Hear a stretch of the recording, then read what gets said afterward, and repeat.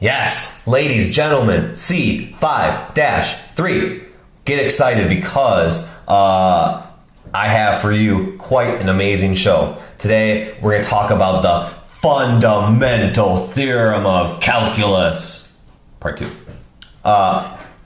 Really today, we are getting into the opposite of the derivative. So, obviously a beautiful day for math there. But first, we've been talking about integral and what it represents. I have some properties for you being represented in these problems right here. So, okay, let's look at some properties before we talk about the fundamental theorem of calculus, part 2. So, let's see, we got the integral from -3 to 0 of g of t, and that equals root 2. So let's just draw a little sketchy poo of that so then we kind of know where we're coming from. So we got g of 2 hanging out there, or excuse me, g of t. So g of t, and then the region from -3 to 0. That area is, by definition from this problem, is root 2. So, we got some properties to look at. Let's see. Part A. So, we're supposed to consider what is now the integral from from 0 to -3 of g of t dt. So, part A, we have, so let's see, originally we start at -3 and go to 0. And that area is root 2. So you want to imagine we have this roll of carpet and we lay it here at -3 and we roll it out towards 0, and we would need root 2 carpet. We need that much carpet to cover this area. And the height of the rectangle, the height of the carpet is whatever g of t is, positive y value, and then we're going this way, so the change in x is positive. So that's a positive area. So look what's happening here. We're actually going backwards. We're going to lay that carpet out at 0 and go backwards to -3. So if we start at -3 and go positive, go forward to 0. If we go backwards, that area is negative root 2.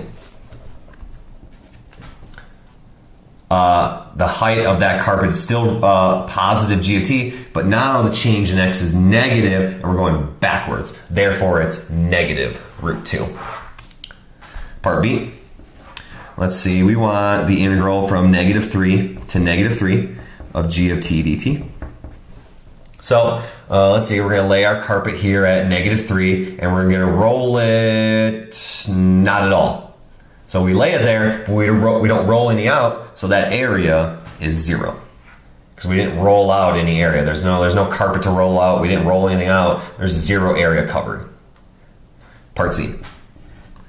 Part C, so we're still going from -3 to 0. Oh, but now we have negative g of t dt. And kind of the main point here is, with integrals, we can factor things out. We can factor numbers out. So here, I can factor out a -1. So now it's just the integral from -3 to 0 of g of t dt, which we know from the setup of the problem. -1, Texas size bracket. So the integral from -3 to 0 by the setup of the problem is just root 2. So it's negative root 2. For our answer. So you can factor numbers out. And part D is pretty much the same concept. So we're going to take the integral from -3 to 0 of g of r over root 2 dr. You'll also notice that I changed the variable. No big deal. So r is the x value, if you will, the independent variable, and then dr, so again, the variables have to match. So here, again, kind of the main idea is I can factor out 1 over root 2. So from -3 to 0, g of r dr. So I factor out the 1 over root 2 to make our life easier. So it's 1 over root 2. And then we know from the setup of this problem that this integral equals root 2. So that just equals 1. Boom. Some properties of integrals. Page 2. Finally, ladies and gentlemen, the time has come. Number 2, evaluate the integral using geometry and using the fundamental theorem of calculus, part 2. And this should look kind of familiar. So evaluate the integral using geometry. Let's see. We're taking the integral of 65, so that means the height of the rectangle is 65, and then we're going from 0 to 5. That should seem really familiar. In fact, it's from C-1. So if we go back to this problem right here, oh, look at it, a 1994 Ford Mustang. So here's the curve. So the curve is 65. So the height of the rectangle is 65. And then we're going from 0 to 5. The area of that rectangle is 325. So the first problem from this chapter was actually representing this integral right here. So, whoopsie. So we're really talking about the integral of 65 and then going from 0 to 5. But then we're going to be using what's called the fundamental theorem of calculus. So we know we have a rectangle of height 65 and width 5, but we want to use the fundamental theorem of calculus. So let's see. What we're really trying to do here is we're going to take the integral from 0 to 5 of 65 dt.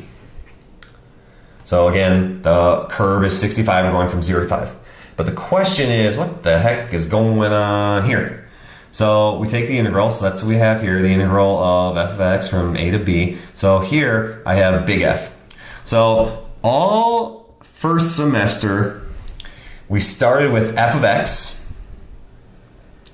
and then we went forward and found the derivative, which was f prime of x. So that's what we did first semester. So we took the derivative, we subtracted 1 from the exponent, blah, blah, blah, blah, blah. We had a whole bunch of derivative rules. So f prime of x. What we're doing now is we're going to go backwards. We're going to take the antiderivative, the antiderivative. We're going to take the antiderivative. When we go backwards from f of x, we then find the antiderivative, and that's big F of x. So forward is derivative, backward is the antiderivative, and then we say it's big F. So we want to go backwards. We have 65. We want to go backwards to find the antiderivative. So here's the derivative. What was the original function? And we took the derivative of it and got 65. It's 65t. The variable of integration is dt, so t, we had added a t to that. So let's, okay, we have 65t. Let's take the derivative of that. The derivative of 65t is 65. So that works out. So we work backwards to find the antiderivative. But then we had this discussion where, okay, let's see, derivative of 65t is 65, but then I could put a number over here. The derivative of 7 is 0, and that's gone. Okay, the derivative of 8, 0, derivative of 9. So we always have to put a c when we do the antiderivative. Then we're evaluating this integral from 0 to 5. This is called a definite integral. So that means we have some numbers to plug in. If I erase these numbers, that would be called a definite, or excuse me, if I erase these numbers, that would be called an indefinite integral, and then this would be your final answer. You just take the antiderivative and be done. But this is a definite integral, so we have to plug in some numbers.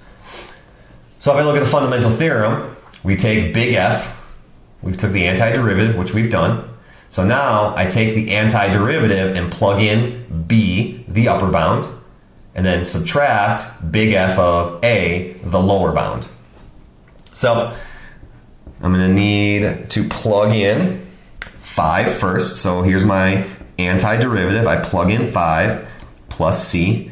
And then the fundamental theorem says then minus, and then big F of A, the lower bound. So 65 times 0 plus C. So I always advocate for putting a Texas size bracket because this is a subtraction problem. There's going to be some subtraction back here, and there's going to be changing of sign. So let's see, 65 times 5 is 325, plus C minus, that would be 0, and then every time those C's are going to cancel. So unpredictably, or should I say predictably, the integral of 65 dt from 0 to 5 is 325, which we know from the first problem of this chapter's Gluon. The Ford Mustang's going 65 miles per hour from 0 to 5. The area between those, between the curve and the x-axis is 325. The Mustang traveled 325 miles. Boom. Page 2. Page 3. Let's see, evaluate the integral. So we're going to use the fundamental theorem again. So let's see, I have the integral. Let's see, this is number 3. I have the integral of 2x minus 3 dx, and we're going to go from 0 to 2. So let's see, what do we got here? We need to use the fundamental theorem. So then that means we need to find the antiderivative. So I want to find the antiderivative of 2x. So there's a 1 here. So that means the antiderivative would be x squared. I add 1 to the exponent. And let's just kind of go backwards. So that's the original function. Take the derivative. That 2 drops down and become 2x. Perfect. And then the antiderivative of negative 3 would be negative 3x, because the derivative of negative 3x is just negative 3. But then don't forget there's always a plus c. And then this is a definite integral. I'm going to evaluate that from 0 to 2. All right. And then the fundamental theorem says plug in the upper bound and subtract the plug in from the lower bound. So let's see. 2 squared minus 3 times 2 plus c minus Texas size bracket.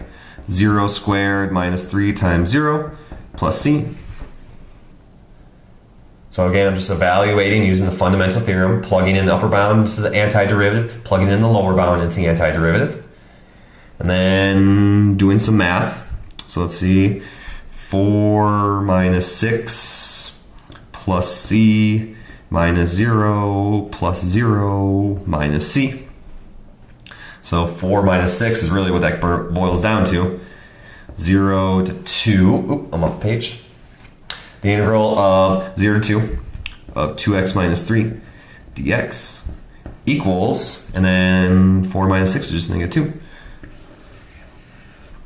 2. Boom. You'll notice I'm writing out my original integral and then the answer as a matter of habit, and that'll help us out when we start talking about the fundamental theorem of calculus part 1. All right. So next problem. Page 4. We want to find the average value of the function of this on the interval 0 to 3. And then at what points in the interval does the function assume its average value? So here is the average value formula.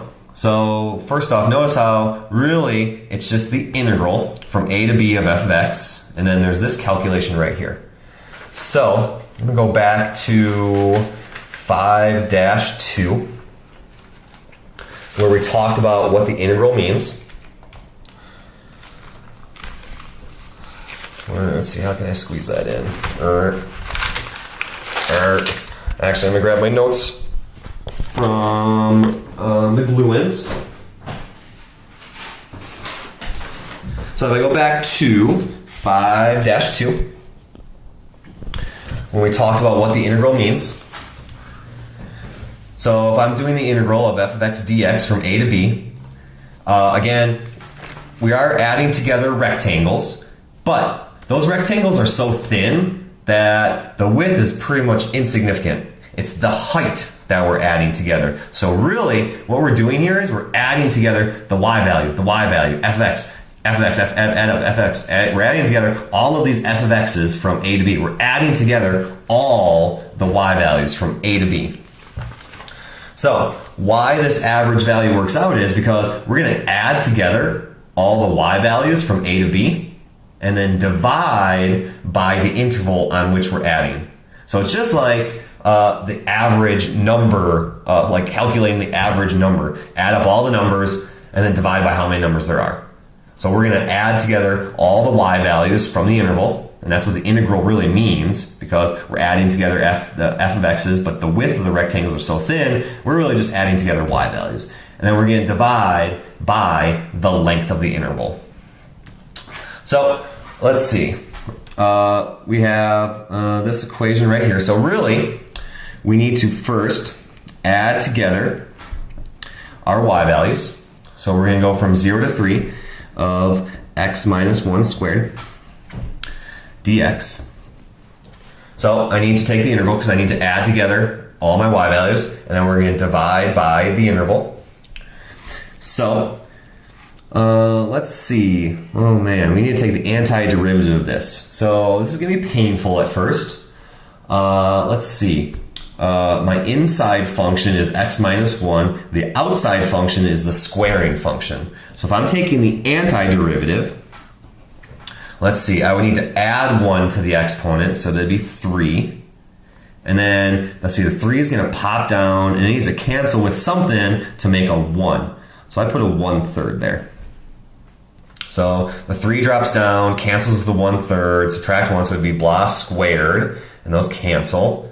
But then we have to remember that we'd have to take the derivative of the inside function because of the chain rule. So the outside function is the cubing function, but then I would need to take the derivative of the inside function. But this is an easy one because this is just x minus 1. And the derivative of x minus 1 would just be 1. So if I take the derivative of the outside function, the 3 pops down and cancels with the 1/3, leave that doll alone. Now take the derivative of that doll, the derivative of x minus 1 would just be 1, and it cleans up just to make that. So this would be a much more complicated problem if I put a 2 there. 2x minus 1. But then again, plus c. And then we go from 0 to 3. So now we're going to use the fundamental theorem and going to evaluate that integral. So let's do that work. So equals 1/3, and then plug in the upper bound, 3 minus 1 cubed plus c minus Texas size bracket, 1/3, 0 to the, careful. 0 minus 1 cubed plus c. So I plug in 3 into my antiderivative. I plug in 0 into my antiderivative. And now do the calculations. So equals, okay, let's see, 1/3, 3 minus 1 is 2, so 2/3 is 8, plus c, minus 1/3, negative 1 to the 3rd, and then minus c.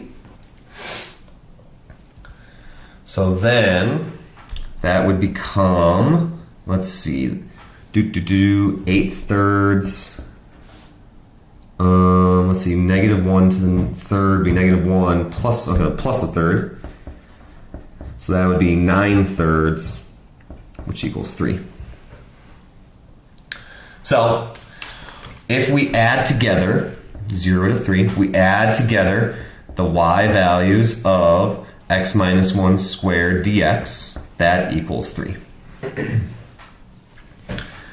So here is my calculation of adding together all the y values, which is the first part of the average value formula. So I have to add together all my y values, but then to find the average value, I need to divide by the length of the interval, by 1 over the length of the interval. So that means the average value equals 1 over 3 minus 0. So I'm dividing by the length of the interval. In other words, multiplying by 1 over the length of the interval. So 0 to 3, x minus 1 squared. So here is actually my average value formula. And then that would be 1/3. And then from our calculations, we add together all the y values is 3. So therefore, the average value is 1. So add up all the y values, divide by the length of the interval. And I get an average value of 1. And I should add, what that means is that's the average y value. It's the average y value on that interval. That seems like a lengthy process already, but we also need to determine at what point in the interval does the function assume its average value. So we know the average y value is 1. I want to know at what x values does that function assume that value. So I have y equal x minus 1 squared. So I know the y value is 1. So I'm trying to determine at what x values does that happen. So I'm going to solve for x. So I'm trying to find the x values. So we take the square root of both sides. But since I'm taking the square root of both sides, I need plus or minus. So then that really means I have plus or minus 1 equals x minus 1. So then I have two problems here. I have 1 equals x minus 1, and I have negative 1 equals x minus 1. And then finish up solving for x, so plus 1, x equals 2. So when x equals 2, the y value is 1. And then plus 1, when x equals 0, the y value equals 1. So at x equals 0 and x equals 2, the average value is attained of a y value of 1. Ladies and gentlemen, C 5-3.